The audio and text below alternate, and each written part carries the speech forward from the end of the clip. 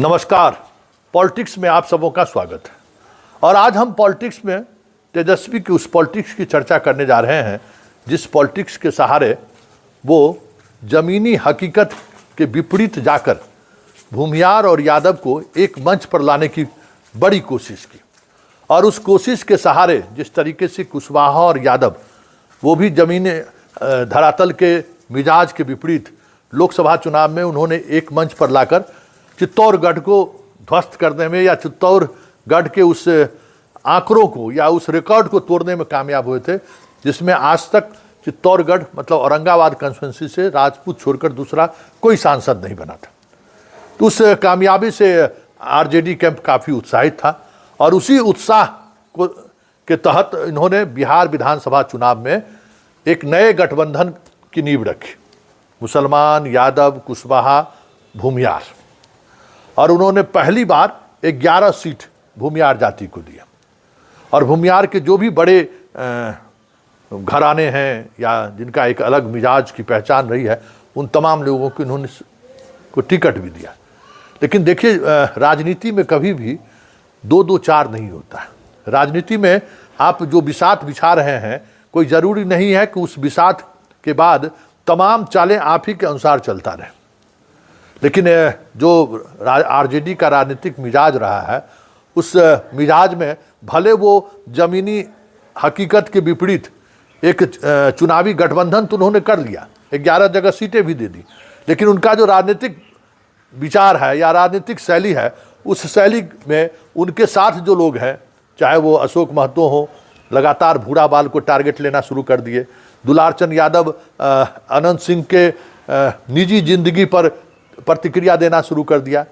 तो ये और इस वजह से दोनों समाज के बीच तनाव बढ़ने लगा। कांग्रेस के भूमियार प्रत्याशी से टिकट लेकर अशोक महतो की पत्नी को टिकट तेजस्वी ने दे दिया। तो ये सारी चीज़ें ज़मीन के स्तर पर चल ही रहा था और इस वजह से तनाव उत्पन्न हो रहा था। तो इस दौर में तेजस्वी को जो हस्तक्षेप करना चाहिए था इस गठबंधन की मजबूती के लिए, वो हस्तक्षेप नहीं हो सका। और फिर जो मोकामा में घटना घटी वो सबके सामने है। लेकिन मोकामा की इस घटना के बाद जिन 11 सीटों पर भूमियार आरजेडी की तरफ से चुनाव लड़ रहे हैं, ये तो तय हो गया कि न उनके साथ यादव खड़ा है और ना ही भूमियार। ऐसे में वो प्रयोग भूमियार और यादव को एक मंच पर लाने का जो प्रयोग तेजस्वी ने किया उसकी हवा पहले चरण में ही निकलती हुई दिख रही है। और ये हवा अगर निकल गई तो समझ जाइए कि सिर्फ ये 11 सीट को ही प्रभावित नहीं करेगा, यह प्रयोग तेजस्वी के लिए मुख्यमंत्री की कुर्सी की दूरी बढ़ा दे तो कोई बड़ी बात नहीं होगी। क्योंकि इस घटना के बाद यादव का यंगस्टर भी आक्रोशित है और इस घटना के बाद भूमियारों का यंगस्टर भी आक्रोशित है। सोशल पेज पर देख लीजिए किस तरीके से वार चल रहा है। और इससे इतर जो सबसे महत्वपूर्ण बात है कि चुनाव आयोग को जो कार्रवाई करनी चाहिए थी या चुनाव आयोग जिस तरीके से चुप्पी साधे हुए हैं उस वजह से लोगों में गुस्सा भड़क रहा है।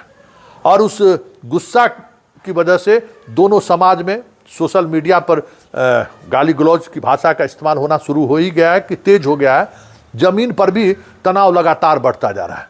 कल जिस तरीके से 47 की आवाज़ मतलब सब यात्रा के दौरान गूंजता रहा, ये संकेत है कि पूरे बिहार में अब बहुत मुश्किल होगा शांतिपूर्ण और निष्पक्ष चुनाव कराना, क्योंकि ये टकराव बढ़ेगा आने वाले समय में।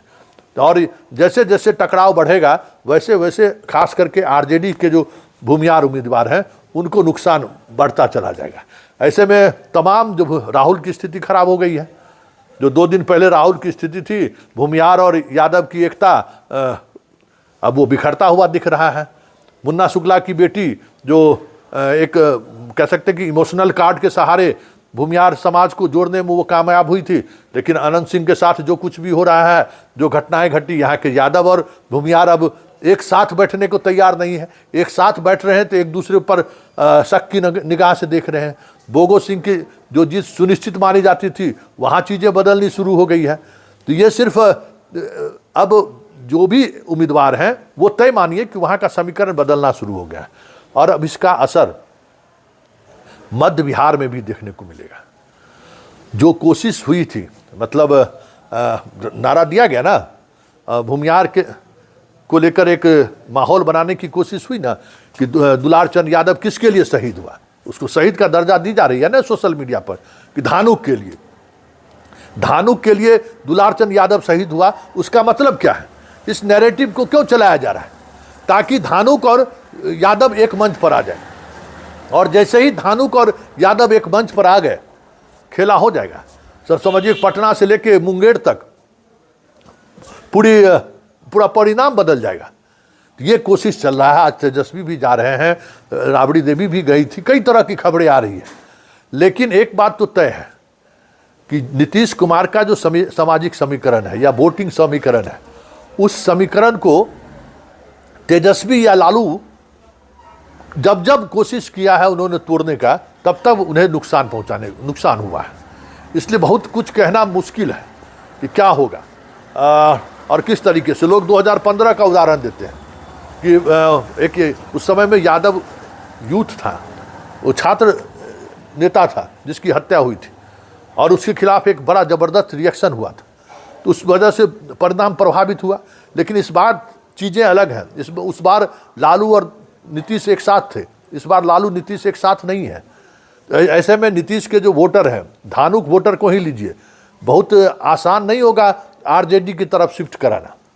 वैसे राजनीति में कोई गणना कभी सही साबित नहीं होता, मतलब 2-2-4 नहीं होती है राजनीति में। ये जरूरी नहीं है कि दुलार चंद की घटनाओं को लेकर क्योंकि पीयूष के लिए वो वोट मांग रहे थे और जनस्वराज का जो उम्मीदवार है वो क्या कहते हैं कि धानुक जाति का है, धानुक की रक्षा करने के लिए दुलार चंद ने शहादत स्वीकार कर लिया। तो ये सारी थ्योरी चलाई जा रही है, लेकिन ज़मीन पर इस थ्योरी का कितना असर पड़ेगा ये कहना बहुत जल्दबाजी होगा, क्योंकि दुलार चंद यादव पर भी कई धानुक की हत्या का आरोप है।